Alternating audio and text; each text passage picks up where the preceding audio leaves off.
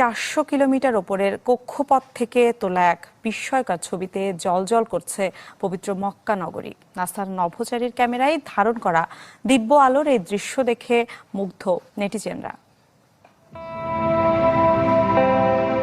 শহরের কেন্দ্রে সাদা রঙের উজ্জ্বল আলোর বিন্দু পুরো অন্ধকার ভেদ করে যা আলো ছড়াচ্ছে মহাকাশে।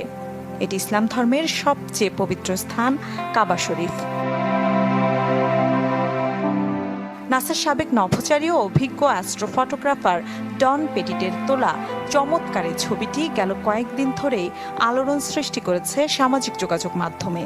পৃথিবী থেকে প্রায় 400 কিলোমিটার উচ্চতায় আন্তর্জাতিক মহাকাশ স্টেশন থেকে গেল সপ্তাহে ছবিটি তোলা হয়, যাতে মক্কা নগরীর বিস্তৃত জনবসতি ও পাহাড়ি উপত্যকার প্রাকৃতিক গঠন ফুটে উঠেছে।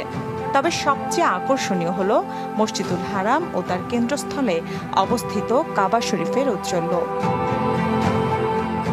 বৈজ্ঞানিক বিশ্লেষণ বলছে, আন্তর্জাতিক মহাকাশ স্টেশন থেকেও কাবা শরীফ উজ্জ্বল দেখার অন্যতম কারণ হল শক্তিশালী ফ্লাডলাইট দিয়ে স্থানটি আলোকিত থাকা। এই কৃত্রিম আলোকরশ্মি মহাকাশের দিকে সরাসরি প্রতিফলিত হয়।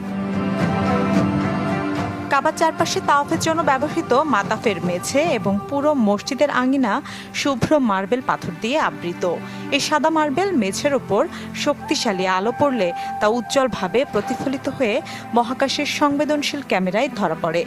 আন্তর্জাতিক মহাকাশ স্টেশনে থাকা নভোচারীরা প্রায়শই লং এক্সপোজার ফটোগ্রাফি কৌশল ব্যবহার করেন। এই কৌশলে ক্যামেরার শাটার দীর্ঘ সময়ের জন্য খোলা রাখা হয়, যা অল্প আলোকেও জমিয়ে একটি ছবির উজ্জ্বলতা তুলে ধরে।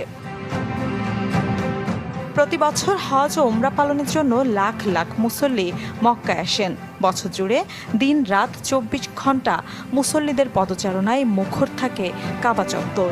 নিরাপত্তা ও মুসল্লিদের সুবিধার্থে প্রতিদিন সন্ধ্যার পর থেকে ভোরবেলা পর্যন্ত সোডিয়াম আলোয় কাবা চত্বরকে উজ্জ্বল রাখা হয়, যা মহাকাশ থেকেও এই দৃশ্যমানতার অন্যতম কারণ।